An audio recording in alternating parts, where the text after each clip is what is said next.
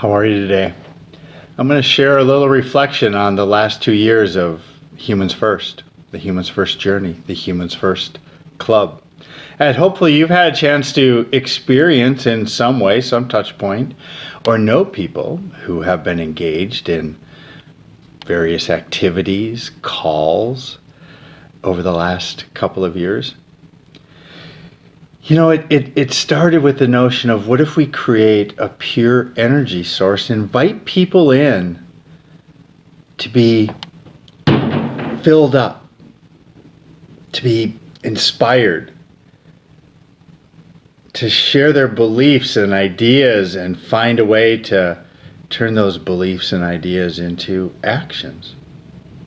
And it needed to be something different than what existed, because all the research was showing we were on a path that was neither desirable nor sustainable. And prior to all of that research, my experiences traveling around the country working with teams, trying to discuss and encourage high achieving teams where most of them, many of them, weren't even highly functioning teams. The human capacity was continuing to be diminished. We had built up our business chops over a century in the industrial eras to do all the things we were focused on very, very well. And in that, we had lost focus on the greatest assets we have, and the greatest growth opportunity that still exists. And that's putting the focus on creating human capacity, and doing that through encouragement, understanding, development. Very simply, putting love into the workplace, caring about our fellow human beings. And innately that invites diversity and inclusion. We just need to allow the best people to rise and not orchestrate and choose the wrong people along the journey. Leadership was missing. We have a leadership crisis. And that was part of what was in there, is how do we humanize the workplace? And it was the impetus for getting this going. What I knew is, if we want to change what exists, we can't apply the same programs, the same thinking, the same approaches to create something new. That would not be innovation. That would not shift us onto a better path. So it's an exploration. We set out on the discovery, and I shared this idea with many people, and a few of them, thank goodness for them, believed in the concept and the idea, and they came along with me. So October 18th, we got people into a room high above New York City at the World Trade Center, which was, the efforts and contributions from a lot of people behind the scenes, and then those friends of mine who first joined me. The 60 people who came to something that they didn't know what it was. And then the next month we were in Seattle, same thing. And everybody was like, I'm not really sure why I'm here, but man, that was really something beautiful that I didn't expect. And then we went to, Dallas and Denver and LA, and 15 events later, and calls that happen 4 times a week, thousands of people have engaged and participated in Humans First.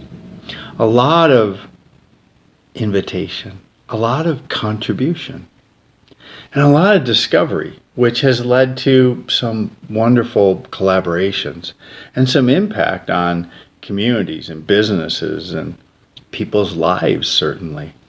And there's a book coming out that captures some of that, and I can't wait for that to come to fruition, completion. 26 people are contributing their stories. So I look back now at what is Humans First. And what's interesting is I've been forced through conversation and cajoled a little bit to make it be something that already exists, make it like something else so people better understand it. And that temptation is there constantly. But each time that I get pushed down that path and maybe get closer to capitulating to those ideas, it doesn't resonate well. It doesn't feel real. So how do you create something where people want to contribute, want to participate, but not have it be defined in a way that they already understand? And the great experiment is doing that discovery of what actually is that. And the truth is, I didn't know. I had an idea, and my job was just to protect, to the best of my ability, the integrity and purity of that first thought. That initial energy source that I thought people could come from all over, touch into, fill their tanks, and go out and be the bright, shiny stars they were meant to be in the world. It's the way I first described it to those who said, okay, crazy, I don't know why, but I'm in, and they helped. And we shaped that up, and we did events. And we saw that inside those environments, people opened up and shared at levels I didn't know was even possible. We saw psychological safety in play. And we saw a human connection take place that was just truly tremendous. Brought tears, lots of hugs, a lot of ideas, and many, many experiences. And that continues in this ideation that now continues to happen on a weekly basis for free. And that was the kicker. That's the thing that people most did not understand and most miss today is you have to make it something where there can be revenue, Mike. You have to now take this and shape it into a business engine. And I know this, that when you change the objective, you necessarily change the outcomes. So what is that outcome? I can tell you this, that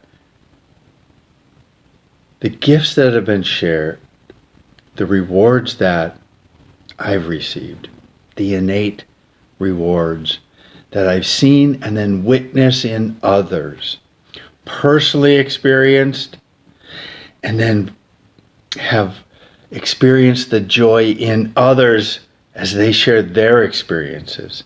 The gains that have been made without a transaction. Sharing kindness,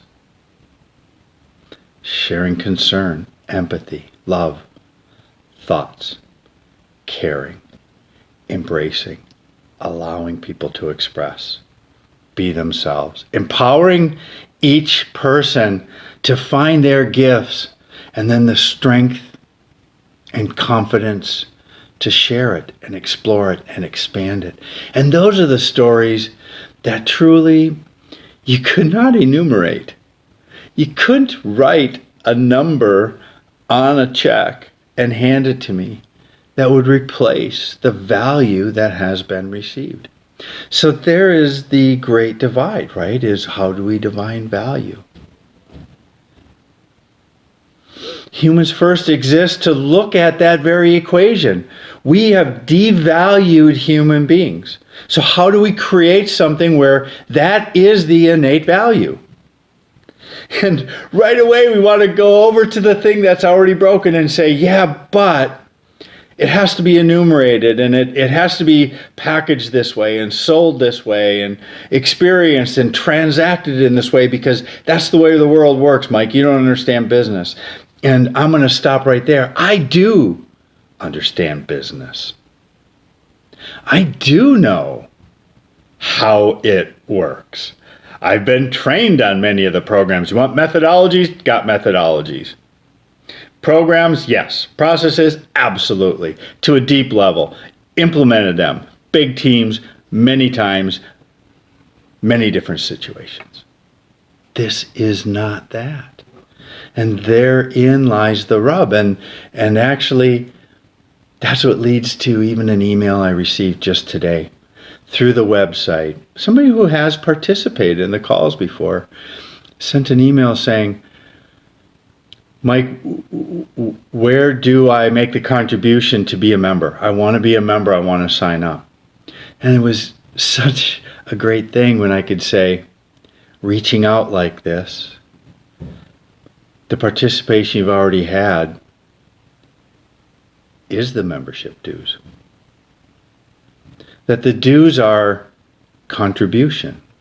It's investment by contribution. And that can't be enumerated, but we each have that gift to bring, and the value of the gift is then how it's experienced by others.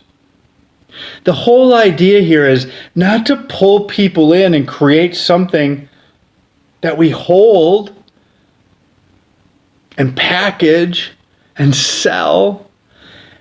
It's to empower each individual and then groups of people to expand outward, create the ideas, the collaborations, the energy together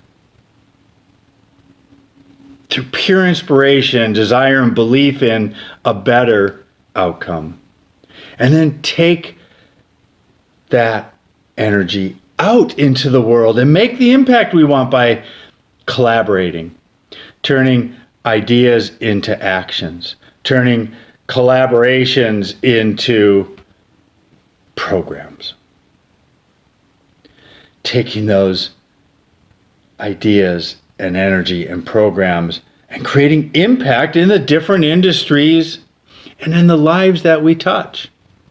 And that becomes expansive, and that's the idea. And the crazy thing is, people still on a weekly basis beat me up and say, Mike, you just don't understand. It's time now to package this thing up. It has to be like something else. How are you going to create a movement without that clear definition? And here's the definition. I don't like the word movement. I don't think of Humans First as a movement.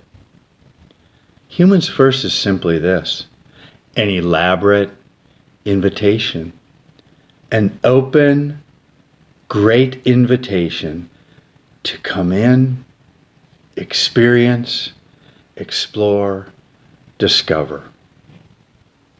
You're invited in to go deeper in discovery, find the opportunities to activate our best ideas and thinking and desires, our dreams. And then expand it out to other groups, other circles, other areas of impact. Because the idea is to change the norm and not replicate something that already exists. They already exist. We don't need that. But to create something so unique that it can live within each of us. That's the mission of Humans First going forward. It's a great invitation. It doesn't become a movement until you take that inspiration and you move. It becomes a movement when groups of people collaborate and get into motion. It's for you. It's with you. It's because of you. And we're going to hold it in that state. And we're going to keep sharing. Because it's not the dollar that is going to change the world. It is you. And your investment through contribution and your gifts shared openly with others, individually or in groups, then in groups to companies. And that goodness starts to build, and those companies pick up on these great trainings and ideas, and there's selection and choice and opportunity. It's not one way that has to be taught well inside every organization in some universal fashion. That's the fallacy of what we've been taught and orchestrated into believing for so long. We know it's not true. 120,000 people die every year. Jeffrey Pfeffer's research from Stanford put out in his book, Dying for a Paycheck. Every year, 120,000 people die from toxic workplaces, bad bosses, workplace stress. Every year. Your doctor has less impact on your health than your boss at work. And we just skip those notions because they're inconvenient truths, but they are truths.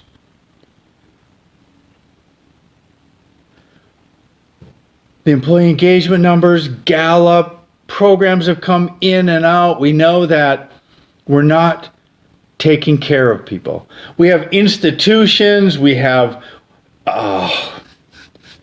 industries inside companies that are built around a job role like HR. That just doesn't make sense. They're not getting it done, and it's given to the wrong people.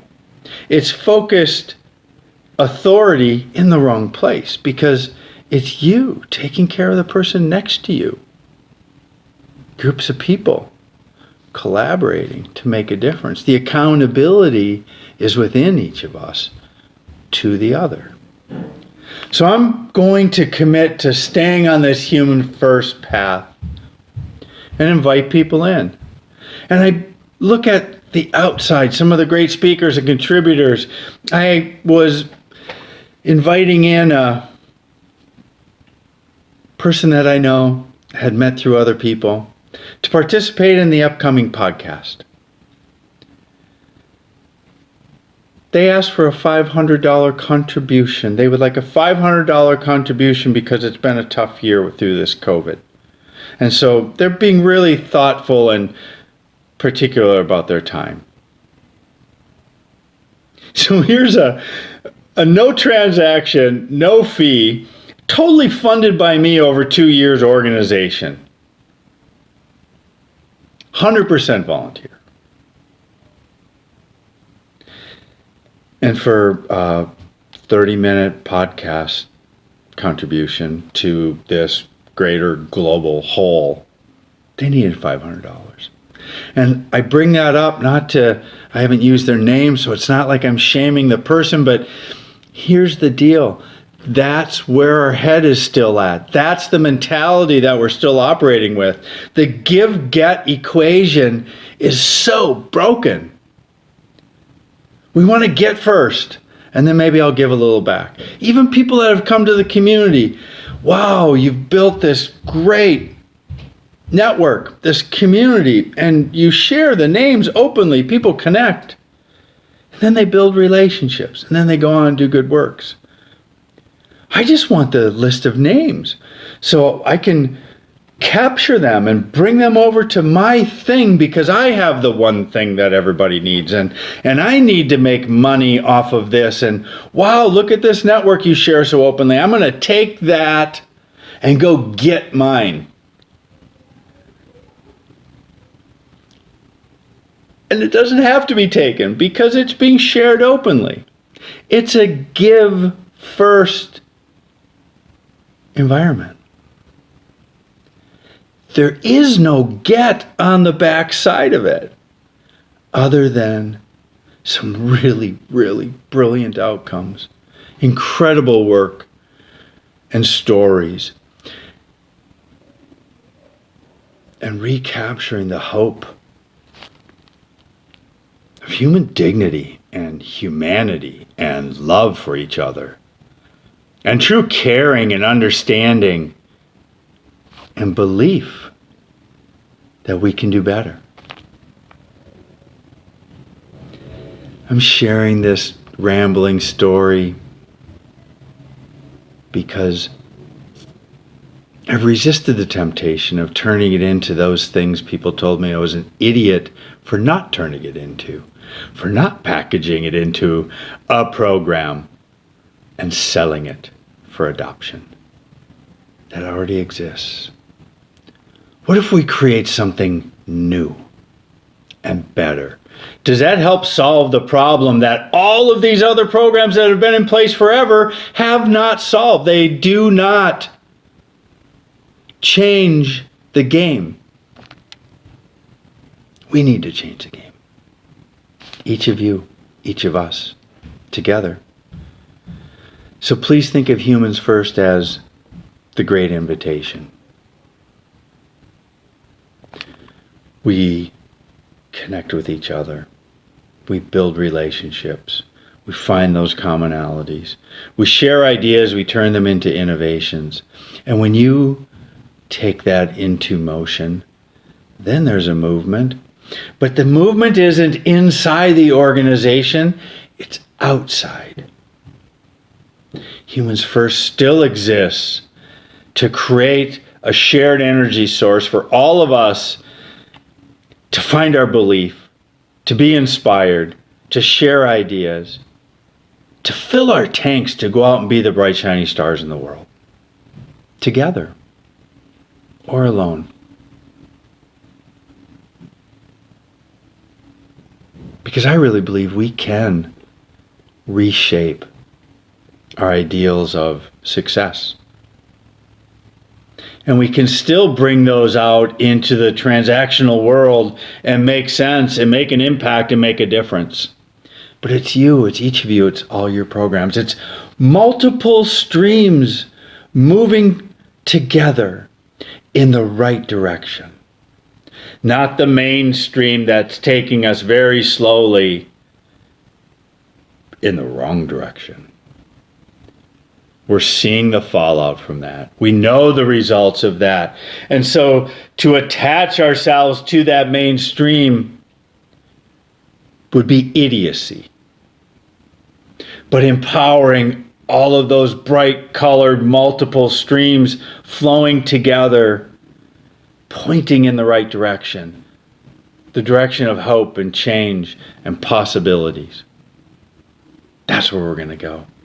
And I invite you on that journey because your investment by contribution, you're giving into the community and then naturally discovering what can be utilized and combined with others to take out and give to the world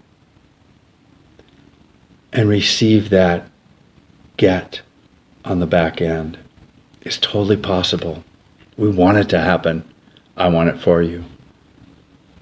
I hope you'll join us in cycle 3, year 3 of this Humans First journey. You're very welcome here. You belong. Enjoy your day.